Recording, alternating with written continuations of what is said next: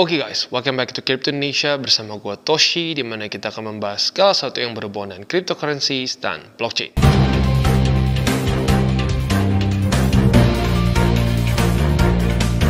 Oke, jadi pada hari ini guys, kita akan update on-chain analysis, di mana kondisi Bitcoin yang sekarang udah mulai stabil nih ya. Kemarin kan kita mulai banyak resiko posisi futures, nah atau ya bisa dibilang resiko over leverage lah.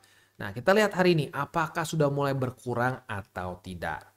Nah tetapi sebelum kita mulai seperti biasa gue akan disclaimer dulu bahwa semua konten dari TCI bukanlah financial advice, ini semua bentuknya adalah edukasi.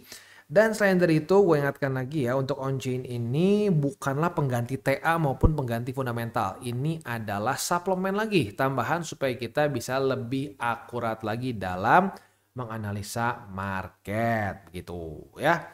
Oke, jadi untuk on-chain ini gue akan coba jelaskan dulu ya. On-chain ini simpelnya adalah suatu analisa yang khas dan spesifik untuk dunia cryptocurrency karena mereka menganalisa data blockchain, maka namanya on-chain analysis. Ya, kenapa ini menarik untuk dianalisa data blockchain ini? Karena sifatnya immutable, tidak bisa diganggu-gugat. Jadi saat sudah dilakukan tidak bisa dikoreksi. Berbeda dengan ledger yang bentuknya centralized. Contohnya yang centralized itu seperti perbankan. Perbankan bisa mengkoreksi. Bisa mengkoreksi transaksi dan lain-lain ya. Sementara di blockchain nggak bisa. Lu salah kirim, tamat. Udah. Dan transaksi pertama itu nggak bisa diubah-ubah gitu. Kita nggak bisa ubah urutannya, kita nggak bisa ubah jumlahnya dan seterusnya ya. Jadi transaksi pertama di blockchain BTC itu adalah dari wallet Satoshi Nakamoto ke Houdini, salah satu developer dari Bitcoin ya. Nah itu selamanya akan menjadi transaksi pertama. Nggak bisa diganggu-gugat. Begitu. Jadi maka dari itu kita bisa melihat pergerakan para bandar. Nah di Indonesia kan paling suka tuh para bandar ya. Nah tapi justru dengan on-chain ini kita malah membuktikan bahwa para bandar ini bukanlah makhluk mitos yang nggak pernah salah ya. Justru bandar seringkali melakukan pembelian yang disupport yang kurang tepat dan juga TP di resisten yang ternyata akhirnya tembus. Begitu. Jadi ini malah menghancurkan mitos bahwa para bandar nggak pernah salah. Begitu ya. Oke, kita langsung masuk aja ya. Yang pertama itu kita akan bahas Bitcoin Exchange Net Flow. Kenapa Net Flow? Karena Net Flow ini adalah inflow kurangi outflow. Kalau orang cuma bahas outflow itu datanya masih setengah begitu. Orang mau teriak-teriak outflow-nya gede tapi ternyata inflow-nya lebih besar di hari itu, ya berarti selisihnya masih lebih gede inflow. Jadi nggak valid sebenarnya. Maka dari itu harusnya orang lebih bahas net flow begitu ya. Oke, jadi untuk net flow ini simple, ada bar hijau, bar merah. Biasa hijau kan bullish, di sini kebalik. Kenapa? Karena hijau ini menunjukkan ada BTC yang masuk ke exchanger yang ada di sini. Ada di sini Binance, ada Bitget, ada Bybit. Ini exchanger besar dunia lah ya. Jadi kalau sampai terjadi inflow, artinya ada orang mengirim BTC antara dari hot wallet mereka atau cold wallet mereka ke salah satu exchanger ini. Nah pertanyaan gue satu. Kalau lu kirim BTC lu dari hot atau cold wallet, ya apalagi cold wallet ya, yang lu hold dalam jangka yang cenderung lebih panjang, kira-kira mau diapain?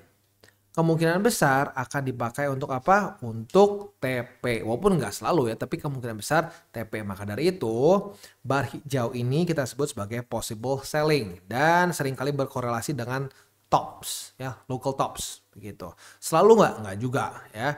Kayak contoh di sini ya, ternyata lanjut lagi naik ke atas, bisa aja seperti itu. Tetapi ya intinya seperti itu, korelasinya adalah hijau, bar hijau ini bisa menunjukkan possible selling dan bisa membuat market cenderung drop begitu ya. Dan vice versa ya. Saat banyak outflow berarti banyak BTC yang ditarik dari exchanger ini ya dan dimasukkan ke cold wallet. Pertanyaan gue satu, kira-kira mau di hold jangka panjang atau besok iseng mau dikirim lagi dengan gas fee? Nah ya kemungkinan besar enggak kan, di hold dalam jangka waktu yang minimal lebih dari sehari 2 hari. Nah maka dari itu, outflow itu seringkali berkorelasi dengan local bottoms even ya, kalau kita lihat di sini ya, ini adalah cycle bottom. Begitu di angka 15 ribuan. Jadi buat lu yang bareng-bareng TCI akumulasi di 15 ribu, di 17 ribu sampai ke 20 ribu, lu akumulasi bareng-bareng bandar juga. Begitu. Kemarin-kemarin, ya bukan kemarin-kemarin sih, 2 tahun lalu sebenarnya ya. Gak kerasa karena ini udah bulan Desember ya. Udah bulan Desember ya. Gila sih ya, gak kerasa waktu ya. Oke, sekarang kita akan lihat datanya di sini dari tanggal 2 Desember sampai ya kita nanggung ya tanggal 1 lah, tanggal 1 sampai sekarang ya. Kita bisa lihat kecenderungannya para bandar lebih banyak melakukan akumulasi atau possible lah ya, possible buying, ya possible accumulation. Karena terjadi outflow yang cukup signifikan dari tanggal 2 sampai ke tanggal 6. Ya, cuma 2 hari ini aja mulai ada inflow ya. Dan lucunya lumayan berkorelasi juga dengan sedikit drop harga BTC dari sempat 99.800 sekarang ke ya 99.000 rendahan lah ya, sedikit lebih rendah, nyaris ke 99.000 pas. Jadi ini menunjukkan in general para bandar masih dalam mode akumulasi. Ya bahkan kalau kita tarik dari November pertengahan pun masih terus banyaknya akumulasi ya.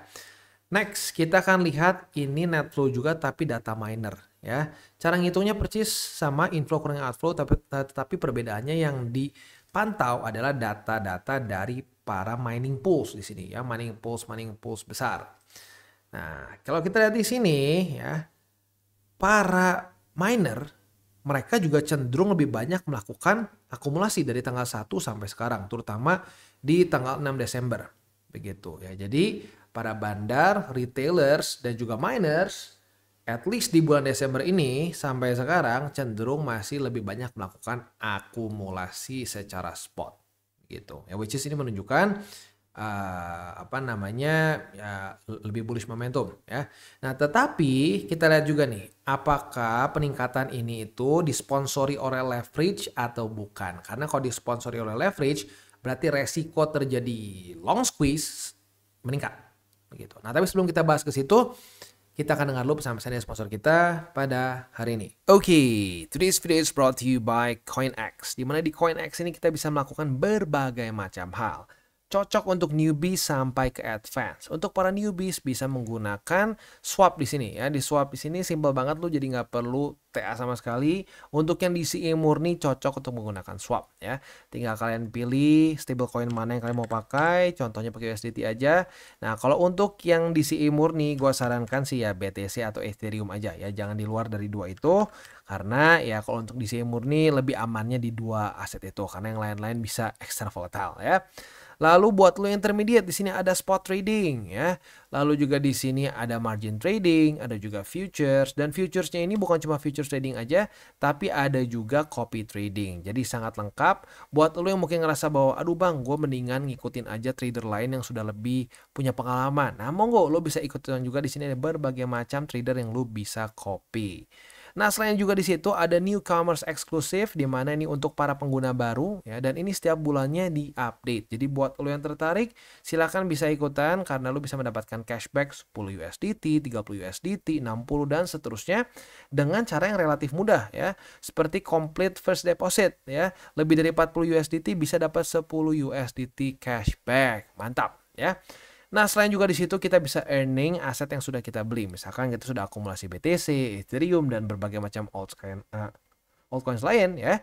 Nah, di sini kalian bisa ambil juga yieldnya. Begitu, ada FTM, ada BTC, dan seterusnya. Bahkan USDT pun saat lu masih nganggur nih, belum dipakai beli nih, USDT-nya juga lu bisa masukin ke sini, ke earningnya mereka ya.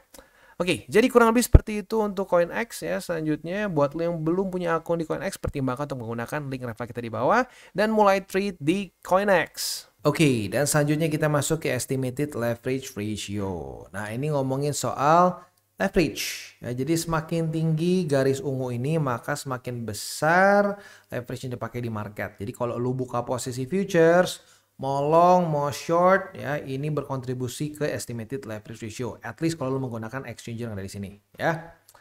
Oke, sekarang kita akan langsung lihat aja cara pemakaiannya. Kita di sini bisa melihat biasanya 3 hal: long squeeze, short squeeze, atau ya price action yang terjadi karena didukung oleh leverage, begitu ya. Long squeeze contohnya itu di sini ya. Yes, ya jadi harga drop bersamaan dengan estimated leverage ratio. Artinya di sini banyak posisi long yang overconfident. Saat market turun, mereka kena liquid dan ya berefek domino sehingga lanjut turun dan sampai titik tertentu gitu ya. Short squeeze ya otomatis tinggal sama aja, logikanya tinggal dibalik begitu ya. Kayak kita ambil contoh short squeeze tuh di sini ya. Harga meningkat dengan tajam bersamaan dengan estimated leverage ratio turun. Kalau tadi kan barang-barang turun nih. Nah, ini satu turun, satu naik.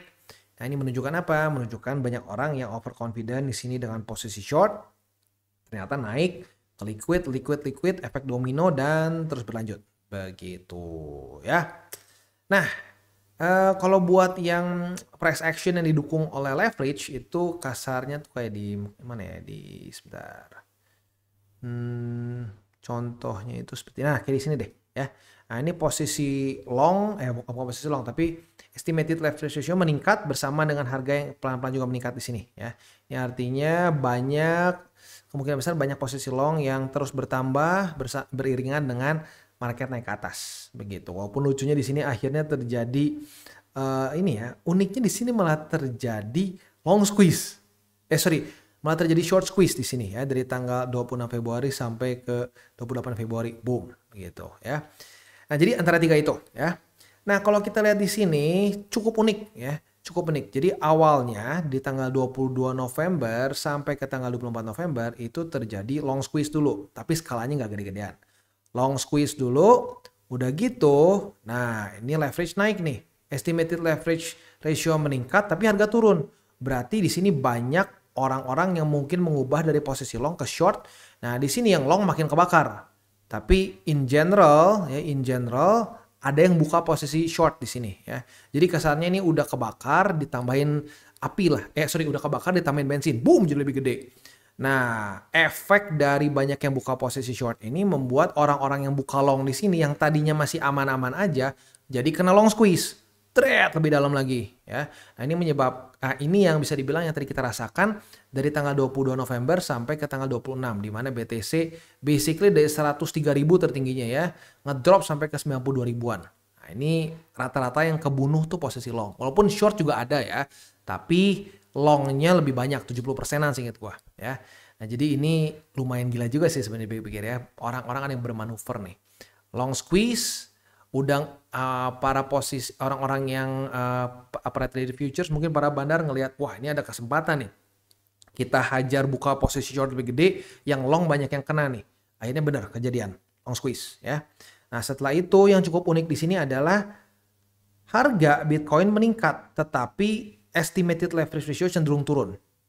Ini jujurnya adalah peningkatan yang mungkin terjadi karena posisi spot begitu, dan ini berkorelasi dengan data yang kita dapat nih ya. Retailers dan bandar cenderung melakukan akumulasi secara spot di bulan Desember ini ya. Ini para bandar dan retailers, ini para miners ya. Kalau dilihat secara garis besar cenderung melakukan akumulasi begitu. Nah, jadi ini ya akur ya datanya sama di sini ya. Jadi leverage turun tapi harga pelan-pelan naik. Nah, ini bagus. Artinya apa? Resiko terjadi squeeze mengecil, bukan jadi nol ya, tapi mengecil ya. Kalau kemarin kan di sini kita ingetin ya, hati-hati di daerah sini ya, kita ada potensi bisa tersqueeze dengan cukup besar. Nah, maka dari itu jangan bandel gitu ya, pasang SL-nya yang benar ya. Kalau waktunya cut loss, waktunya TP, jangan digeser-geser gitu. Nah, di sini peningkatannya berarti lebih organik nih dari tanggal 27 November lah ya 26 sampai Desember sekarang ya, masih Desember awal sih ya. Nah, ini terjadi lebih organik karena spot begitu, dan buktinya pun ada, kita bisa lihat di sini secara on chain.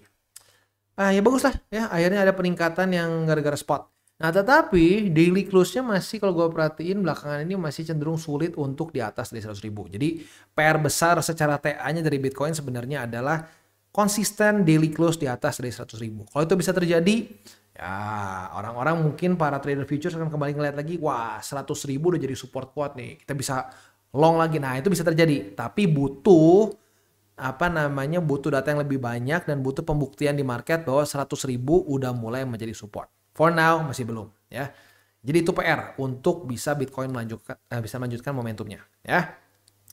Oke, next MVRV ratio kita bisa lihat di sini kondisinya itu masih di 2,61. Jadi masih belum kita bisa dapat TP ya, karena TP itu kalau sampai dia di atas dari 3,7 begitu. Jadi kondisinya masih belum overbought menurut MVRV ya. Lagi-lagi nanti kita akan coba update terus kalau sampai udah mendekati ke 3,7. Nah, kita boleh pertimbangkan untuk TP. Ini sayangnya datanya udah nggak kita bisa lihat ya di cycle sebelumnya. Tetapi di 2021 ini MVRV ratio ini saat dia kena 3,7% itu cukup akurat untuk bisa mempredik beberapa local tops gitu. Jadi lumayan kepake itu sebenarnya ya. Tapi for now dia masih belum menunjukkan overheated sampai ke titik di atas 3,7 ya. Ya, buat lo yang sudah akumulasi barang-barang TCI di masa-masa di bawah 1 ya. Karena gini, ini di bawah 1 itu menunjukkan dia oversold ya, sementara di atas 3,7 overbought ya. Nah, buat lo yang barang-barang beli barang-barang DCA, Bitcoin ya di sini ya, dimana orang masih pada maki-maki BTC ya, sekarang senyumnya ekstra lebar. Ya, tapi kalau kita ngomongin soal MVRV ya, kita udah nggak dapet kesempatan terbaik, udah lewat gitu, dan udah ini kasarnya sudah nasi menjadi bubur. Kalau buat lo yang masih pengen akumulasi secara spot ya, bisa tinggal ngikutin DCWT di mana kita update basically daily ya. Oke, jadi kurang lebih seperti itu gambarannya untuk on-chain kita pada hari ini. Gua akan coba simpulkan lagi ya. Jadi resiko leverage mulai nurun ya. Belum ya, kalau lu lihat secara zoom out masih tinggi ya, tapi mulai turun dibandingkan di November kemarin begitu ya. Dan kalau kita di sini peningkatan dari November akhir sampai ke Desember ini memang karena cenderung para bandar, retailers dan miner cenderung melakukan possible buying, dan ini terlihat di on-chain-nya begitu ya. Jadi cukup menarik ya. Tinggal pertanyaan besarnya adalah satu, bisa nggak ya para bulls membuat 100.000 ini menjadi support?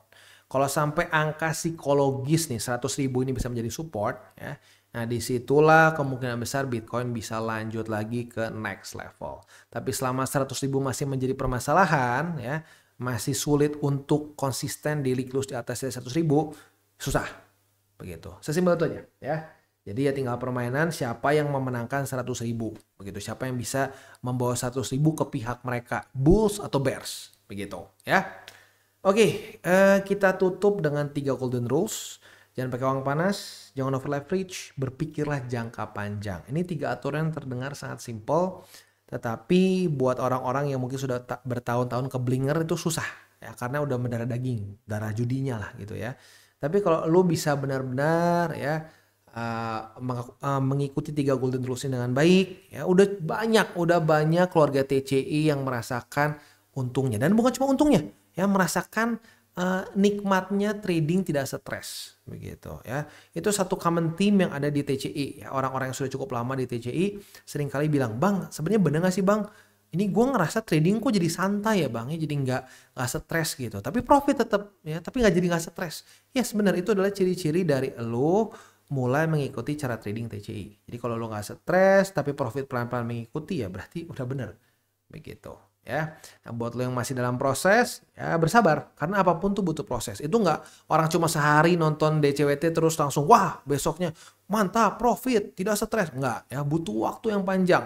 Bahkan mulai dari banyaknya minus dulu, mulai dari minus, mulai ada yang BEP, dan bahkan udah mulai ada yang profit lagi begitu. Jadi ingat, yang penting konsisten. Dan buat kalian yang belum nonton DCWT atau Daily Charting with Toshi, bisa klik di sini, di mana kita akan daily chart your favorite cryptocurrencies. Dan buat lo yang mungkin masih bingung cara baca chart, candles, dan hal-hal mendasar lain, bisa juga klik di sini, ada tutorials with Toshi. Dan buat lo yang belum punya akun di berbagai macam exchanger, bisa cek link reflektor di bawah. Dan jangan lupa juga untuk join Telegram group kita, di mana kita bisa ngobrol-ngobrol santai mengenai dunia cryptocurrency secara 2 arah. So jangan lupa untuk like, subscribe, click the bell icon, and see you on the next video.